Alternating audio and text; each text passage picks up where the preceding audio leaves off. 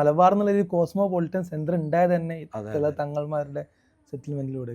നിങ്ങൾ നേരത്തെ പറഞ്ഞല്ലോ, ഇപ്പം നമ്മൾ മലബാറിന്റെ ചരിത്രം പഠിക്കുമ്പോൾ ശരി നമുക്ക് വേണമെങ്കിൽ മമ്പുറം തങ്ങൾക്ക് മുമ്പും ശേഷം എന്നും അറിയാം. അതെ പക്ഷെ നമ്മളിങ്ങനെ എൻ്റെ ഒരു പഠനത്തിലൊക്കെ, അതായത് ഞാൻ ഈ ഒരു PG ഉള്ള പഠനത്തിനിടയിൽ നവോത്ഥാന ചിന്തകന്മാരെന്ന് അറിയുമ്പം ചില പേരുകളിൽ മാത്രം, അതും ഈ കേരളത്തിൻ്റെ തെക്ക് പ്രദേശത്തുള്ള ചില ഏഹ്, ആത്മീയ ഗുരുക്കളുടെ പേരുകളിൽ മാത്രം ചുരുങ്ങിപ്പോയിട്ടുണ്ട്.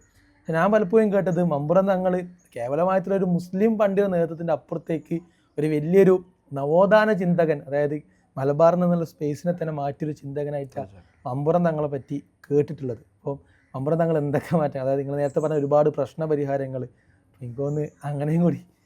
തീർച്ചയായിട്ടും നമ്മളെ മമ്പ്രന്തകൾ നമ്മൾ ഇന്നൊരു തങ്ങന്മാരെയോ അല്ലെങ്കിൽ ഒരു ലീഡർഷിപ്പിനെ കാണുന്നതിലപ്പുറത്ത് തങ്ങന്മാരുടെ ഒരു ലോകം എന്ന് പറയുന്നത് അത്രയും വ്യാപകമാണ്. അതിൻ്റെ ഏറ്റവും ബേസിക് ഞങ്ങൾ പറഞ്ഞാൽ അപ്പോൾ തങ്ങളുമായിട്ട് ബന്ധപ്പെട്ട് അന്വേഷിച്ച് തങ്ങളുടെ ശേഷിപ്പുകൾ അന്വേഷിച്ചിട്ട് പേർനാടിൻ്റെ വള്ളുവനാടിൻ്റെ ഉദ്ദേശത്തിലൂടെ നമ്മളിങ്ങനെ സഞ്ചരിക്കുമ്പോഴും ഇപ്പോഴും തങ്ങൾ ലൈവാണ് മലബാറിൽ. അത് ഈ ഒരു മുഹറം മാസമൊക്കെ വരുമ്പോൾ തങ്ങൾ ഓർമ്മകൾ എറനാടിൻ്റെ വള്ളുവനാടിൻ്റെ ഈ ഏറനാട് വെള്ളുവനാട് എന്ന് പറയുമ്പോൾ നമ്മുടെ മലബാർ പ്രദേശം മൊത്തം കവറാവും. ഏകദേശം ഈ മലപ്പുറം പാലക്കാട് ഈ ഏരിയകൾ വരുന്നൊരിതാണ്, അതാണ്. കോഴിക്കോടിൻ്റെ ചില ഏരിയകളും. പക്ഷെ അവിടെ മാത്രമല്ല, അവിടെ വളരെ വിപുലമായിട്ട് തങ്ങളുടെ ഓർമ്മകൾ നിലനിൽക്കുന്നുണ്ട്. അപ്പോൾ എന്തുകൊണ്ട് എന്നുള്ളത് നോക്കുമ്പോൾ ഇപ്പോൾ തങ്ങളുടെ ശേഷിപ്പുകൾ മറ്റൊക്കെ ആയിട്ട് പല രീതിയിൽ അത് ബാക്കി നിൽക്കുന്നുണ്ട്. അപ്പോൾ ഒരു 10 കൊല്ലം മുമ്പ് മരിച്ച ഒരാളെ മനുഷ്യരെ എങ്ങനെ ഓർക്കുന്നുണ്ടോ അതുപോലെയാണ് ആളുകൾ ഇന്നും തങ്ങളെ ഓർക്കുന്നത്. അതൊരു കേവല ഓർമ്മയിലല്ല, അത് എന്തെങ്കിലും ശേഷിപ്പുകൾ ഉണ്ടാകും, അല്ലെങ്കിൽ എന്തെങ്കിലും ചരിത്രങ്ങളുണ്ടാവും, പാരമ്പര്യങ്ങളുണ്ടാവും, അല്ലെങ്കിൽ തങ്ങളുടെ ചില തീരുമാനങ്ങൾ ഇന്നും അത് ലൈവായിട്ട് സൊസൈറ്റിയിൽ അനുഷ്ഠിക്കപ്പെടുന്നുണ്ട്. എങ്ങനെയുള്ള തീരുമാനം? ഫോർ എക്സാമ്പിൾ ഇപ്പോൾ പറയുകയാണെങ്കിൽ തങ്ങൾ ഇന്നും ജീവിക്കുന്നു എന്ന് പറയുന്നത്, ഇപ്പോൾ നമ്മൾ മലപ്പുറത്ത് കുഴിപ്പുറം ദേശത്ത്, കുഴിപ്പുറം ഒരു പ്രദേശമാണ്, അവിടെ പോയാൽ അവിടെ ഇന്നും 2 പള്ളികൾ കാണാം, തൊട്ടടുത്ത് 2 പള്ളികൾ, അടുത്തടുത്ത് ജുമാ നടക്കുന്ന പ്രശ്നങ്ങളൊന്നും ഇല്ലാതെ ഒരേപോലെ നടക്കുന്ന 2 പള്ളികൾ. അപ്പോൾ നോക്കുമ്പോൾ 200 വർഷത്തിൻ്റെ അടുത്ത് അതിൻ്റെ ഒരു ചരിത്രമുണ്ട്, 180 കൊല്ലത്തിൻ്റെ പാരമ്പര്യമുണ്ട്. അപ്പോൾ അതിനെക്കുറിച്ച് അന്വേഷിക്കുമ്പോൾ പറയുന്നത് അന്ന് അവിടെ ഒരു പ്രശ്നം ഉണ്ടാകുകയാണ്. ഒരു പള്ളി അവിടെ ഉണ്ടായിരുന്നുള്ളൂ, അന്ന് അവിടെ ചെറിയൊരു പ്രശ്നം ഉണ്ടാവുകയാണ്. അവരുടെ കാതുമായിട്ട് ബന്ധപ്പെട്ട് അവർ അതിന് യോഗ്യനാണോ അല്ലേ എന്നൊക്കെ ഉള്ളത്. അവർ മമ്പുറത്തേക്ക് വരികയാണ്, തങ്ങളെ കാണുന്നു. എന്നാൽ ഒരു മഖ്ദൂമി സ്കോളേഴ്സാണ് അവിടെ ഉണ്ടായിരുന്നത്, അത് ആലിം ഉലമ ലീഡർഷിപ്പാണ്.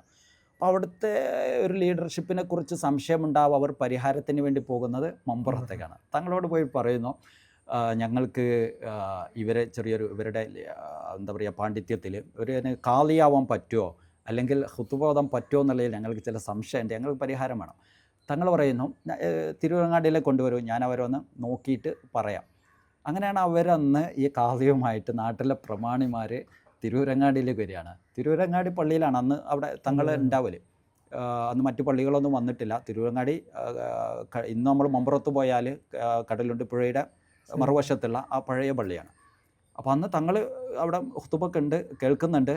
അന്ന് ഈ പണ്ഡിതൻ വന്നിട്ട് ഹുത്തുബ ഓതുന്നു, വളരെ നല്ല മനോഹരമായിട്ട് ഹുത്തുബ ഓതുന്നു. അപ്പോൾ തങ്ങൾ അതിന് ശേഷം ഈ ആൾക്കാരെ വന്ന് വിളിച്ചു, വളരെ യോഗ്യനായ പണ്ഡിതനാണ്, നിങ്ങൾക്ക് കൊണ്ടുപോകാം, അദ്ദേഹം ഒരു പള്ളിക്കല്ല 40 പള്ളിക്ക് ഖത്തീബാവാൻ യോഗ്യനാണ്, കാളിയാൻ യോഗ്യനാണെന്ന് തങ്ങൾ പറയുന്നത്.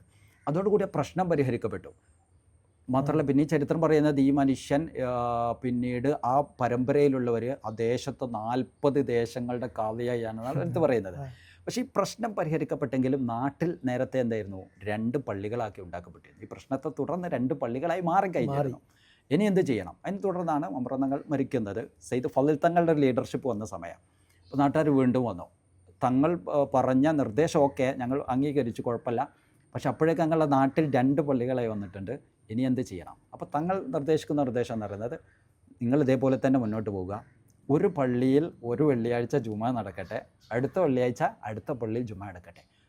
അന്ന് തങ്ങളുടെ തീരുമാനം ഇന്നും ആ നാട്ടിൽ ലൈവായിട്ട് വളരെ സൗഹൃദത്തിൽ മുന്നോട്ട് പോകുന്നുണ്ട്. ഇപ്പോഴും ഒരു വെള്ളിയാഴ്ച ഒരു പള്ളിയാണെങ്കിൽ അടുത്ത വെള്ളിയാഴ്ച 2 ഒരേ ജനങ്ങളാണ് പോകുന്നത്, നിസ്കരിക്കുന്നതും, ഒരു പ്രശ്നമില്ല. ഞാൻ പറയുന്നത് മമ്പ്രം തങ്ങൾ ഈ 180 കൊല്ലം മുമ്പ് മരിച്ചു പോയിട്ടുണ്ടെങ്കിലും തങ്ങളുടെ തീരുമാനങ്ങൾ ഇന്നും ലൈവായിട്ട് മലബാറിലുണ്ട്. ഇത് ഒരു ഉദാഹരണം. ഇതുപോലെ വ്യത്യസ്ത വിവിധ മേഖലകളുമായിട്ട് ബന്ധപ്പെട്ടുള്ള തീരുമാനങ്ങൾ എങ്ങനെ എന്ന് പറഞ്ഞാൽ, ഇപ്പോൾ ചില കർമ്മശാസ്ത്ര വിഷയങ്ങളുമായിട്ട് ബന്ധപ്പെട്ട്, അല്ലെങ്കിൽ ഇവിടെ ഉണ്ടായിരുന്ന ചില ആചാരങ്ങളുടെ ഈ മുട്ടുകൾ, ദഫ് മുട്ട് മറ്റേതൊക്കെ ആയിട്ട് ബന്ധപ്പെട്ട് അന്ന് തങ്ങളുടെ ചില ഫത്വകൾ സാധനങ്ങളൊക്കെ ഉണ്ടാകുന്നുണ്ട്. പിന്നെ ഇവിടെ ഈ തദ്ദേശീയരായിട്ടുള്ള അന്നത്തെ ഇവിടെ ഇതാണല്ലോ പ്രധാനമായിട്ട് വിശാലമായിട്ട് നമ്മൾ ചർച്ച ചെയ്യേണ്ട ഒരു സാധനമാണ് ഈ ഇവിടുത്തെ ജാതീയമായൊരു ഇത്. അതിനൊരു തുറസ്സായിട്ടാണ് ശരിക്കും തങ്ങൾ ഇടപെടുന്നത്.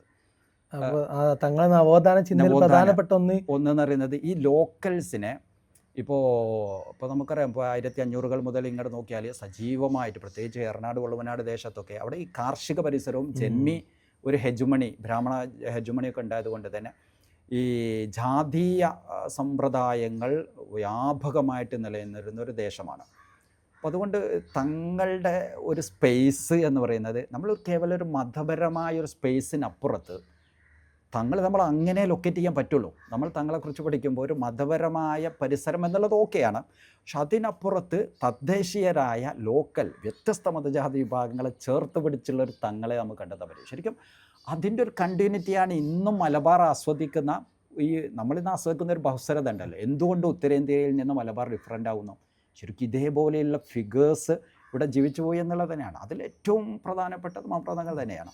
കാരണം അത്രമാത്രം പൊതു സ്വീകാര്യതയുള്ള ഇന്നും മമ്പുറത്ത് നമ്മൾ പോയാൽ വ്യത്യസ്ത മതജാതി വിഭാഗങ്ങൾ ഒഴുകി വരുന്നുണ്ട്. പ്രത്യേകിച്ച് അവരുടെ നേർച്ചയുടെ ഘട്ടത്തിൽ അല്ലാതെയും ഈവൻ ഇപ്പോൾ നമ്മളിങ്ങനെ അന്വേഷിച്ചൊരു ഘട്ടത്തിൽ ഇപ്പോൾ അവിടെയുള്ള ചില ആശാരി ഫാമിലികൾ മലബാറിലെ ഈവൻ രാമനാട്ടുകര വരെ വ്യത്യസ്ത ദേശത്തുള്ള ചില ആശാരി ഫാമിലികൾ ഞങ്ങൾ അവരെ പോയി ഇങ്ങനെ സംസാരിച്ചപ്പോൾ ഇവരുടെയൊക്കെ ഫാമിലി മമ്പ്രതങ്ങളായിട്ട് കണക്റ്റഡായി കിടക്കുകയാണ്.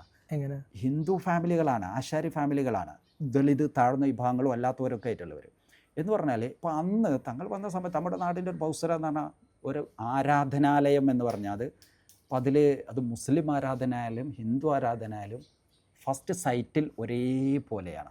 അതിൻ്റെ ഒരു നിർമ്മാണ ഒരു ചാരുത ഭംഗി, അതിൻ്റെ ഒരു എന്താ പറയുക തച്ചുശാസ്ത്രം എന്ന് പറയുന്നത് ഒരേ കോലത്തിലാണ്, ഒരേ രൂപമാണ്. പഴയ പള്ളിയുടെ സ്റ്റൈൽ, സീലിംഗ് ഒക്കെ എല്ലാം അതിൻ്റെ പുറത്ത് നോക്കിയാൽ ഇപ്പോൾ ക്ഷേത്രമാണെങ്കിലും ഇനി പള്ളിയാണെങ്കിലും അപ്പോൾ അവരെ സംബന്ധിച്ചിടത്തോളം പുറത്തുനിന്ന് ഒരാളെ സംബന്ധിച്ചിടത്തോളം ഒരു ആദരിക്കപ്പെടേണ്ട ഒരു സാധനമാണ് എന്നുള്ളതാണ്. അപ്പോൾ ഇതെങ്ങനെ ഈ ഒരു ഏകീകൃത രൂപം വന്നു? ഏകദേശം അക്കാലത്ത് വന്ന എല്ലാം ഈ തച്ചുശാസ്ത്ര മേഖലയിൽ ഇവിടുത്തെ ഹൈന്ദവ സുഹൃത്തുക്കളാണ് ആ മേഖലയിലുള്ളത്. അവരെ ഉപയോഗിച്ചാണ് പള്ളി ഉണ്ടാക്കുന്നത്, സ്വാഭാവികമാണ്. അപ്പോൾ തങ്ങളുടെ പള്ളി എന്ന് പറഞ്ഞാൽ ഇപ്പോൾ ഒരു മലബാറിൽ നമ്മളൊരു 100ഓളം പള്ളികൾ ഒരു പക്ഷേ തങ്ങൾ നിർമ്മിക്കുകയോ അല്ലെങ്കിൽ റെനോവേറ്റ് ചെയ്യുകയോ ചെയ്തതായിട്ട് കാണാൻ പറ്റും. 100ഓളം പള്ളികൾ. കാരണം പള്ളികളായിരുന്നു സൊസൈറ്റിയിലേക്ക് ഇറങ്ങാനുള്ളൊരു പ്രധാന ഒരു മീഡിയമായിട്ട് ഉണ്ടായിരുന്നത്. അപ്പോൾ ഈ പള്ളികളുടെ നിർമ്മാണ ഒരു തച്ചുശാസ്ത്ര സൗന്ദര്യത്തെക്കുറിച്ച് നമ്മളിങ്ങനെ ഓർക്കുമ്പോൾ അന്നത്തെ ഒരുപാട് ഈ ഹിന്ദു നിർമ്മാതാക്കളുണ്ട്, ആശാരിമാരും ഈ വീടുണ്ടാക്കുന്നവരൊക്കെ ഇവരെ ഉപയോഗിച്ചാണ് മമ്പ്രതങ്ങൾ ഇത് ഉണ്ടാക്കുന്നത്.